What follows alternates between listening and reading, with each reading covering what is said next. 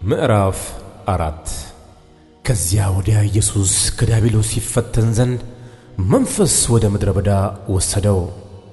40 ቀንና 40 ሌሊትም ከጦመ በኋላ ተራበ። ፈታኝም ቀርቦ የእግዚአብሔር ልጅ ከሆንክ እነዚህን ድንጋዮች እንጀራ እንዲሆኑ በል አለው። እርሱም መልሶ ሰው ከእግዚአብሔር አፍ በሚወጣው ቃል ሁሉ እንጂ በእንጀራ ብቻ አይኖርም ተብሎ ተጽፏል አለው።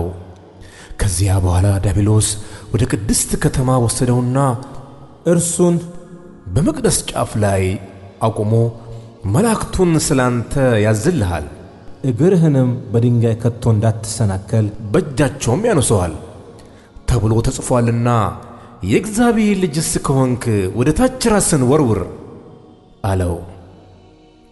ኢየሱስም ጌታ አምላክህን አትፈታተነው ተብሎ ደግሞ ተጽፏል አለው። ደግሞ ዲያብሎስ እጅግ ረጅም ወደ ሆነ ተራራ ወሰደው።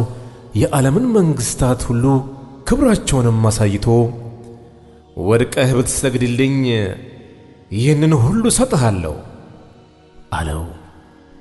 ያን ጊዜ ኢየሱስ ሂድ አንተ ሰይጣን፣ ለጌታ ለአምላክ ስገድ እርሱንም ብቻ አምልክ ተብሎ ተጽፏልና አለው። ያን ጊዜ ዲያብሎስ ተወው፣ እነሆም መላእክት ቀርበው ያገለግሉት ነበር። ኢየሱስም ዮሐንስ አልፎ እንደተሰጠ በሰማ ጊዜ ወደ ገሊላ ፈቀቅ ብሎ ሄደ። ናዝሬትንም ትቶ በዛብሎንና በንፍታሌም አገር በባሕር አጠገብ ወዳለችው ወደ ቅፍርናሆም መጥቶ ኖረ። በነቢዩም በኢሳይያስ የዛብሎን ምድርና የንፍታሌም ምድር የባሕር መንገድ በዮርዳኖስ ማዶ የአሕዛብ ገሊላ በጨለማ የተቀመጠው ሕዝብ ታላቅ ብርሃን አየ፣ በሞት አገርና ጥላ ለተቀመጡትም ብርሃን ወጣላቸው የተባለው ይፈጸም ዘንድ ይህ ሆነ። ከዚያ ዘመን ጀምሮ ኢየሱስ መንግሥተ ሰማያት ቀርባለችና ንስሐ ግቡ እያለ ይሰብክ ጀመር።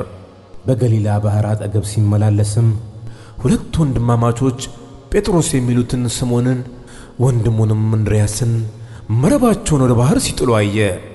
ዓሣ አጥማጆች ነበሩና። እርሱም በኋላዬ ኑ፣ ሰዎችና አጥማጆች እንድትሆኑ አደርጋችኋለሁ አላቸው። ወዲያውም መረባቸውን ትተው ተከተሉት። ከዚያም እልፍ ብሎ ሌሎች ሁለት ወንድማማች የዘብዴዎስ ልጆች ያዕቆብንና ወንድሙንም ዮሐንስን ከአባታቸው ከዘብዴዎስ ጋር በታንኳ መረባቸውን ሲያበጁ አየ። ጠራቸውም፣ እነርሱም ወዲያው ታንኳይቱንና አባታቸውን ትተው ተከተሉት። ኢየሱስም በምኵራቦቻቸው እያስተማረ የመንግሥትንም ወንጌል እየሰበከ በሕዝብም ያለውን ደዌና ሕመም ሁሉ እየፈወሰ በገሊላ ሁሉ ይዞር ነበር። ዝናውም ወደ ሶርያ ሁሉ ወጣ።